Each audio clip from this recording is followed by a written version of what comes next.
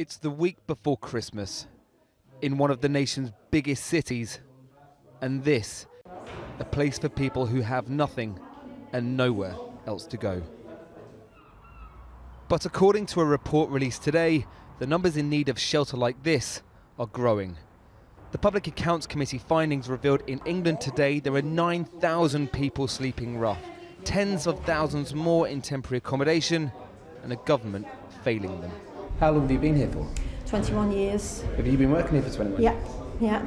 Have you seen the numbers of people come through your door increase over the last couple of years? Oh yeah, absolutely.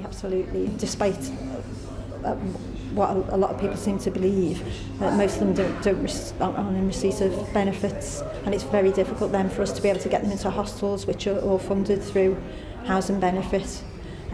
So they're in effect trapped on the street.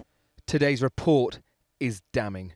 It lays out England's problems with homelessness in stark terms, calling it a national crisis, saying the government's approach has been an abject failure. It says the Department for Communities and Local Government's attitude has been unacceptably complacent, with limited action that has lacked urgency. We're seeing a massive increase, probably 400% or 500% in the number of people on the streets in Liverpool. The Mayor of Liverpool says there is a lack of joined-up thinking between national policy and how that's actually implemented on the ground.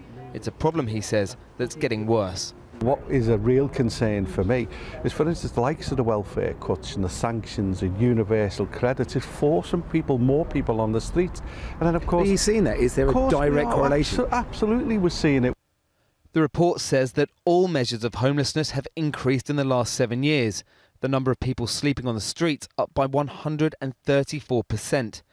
The number living in temporary accommodation has risen by about 2/3 since 2010, now around 78,000 families in England.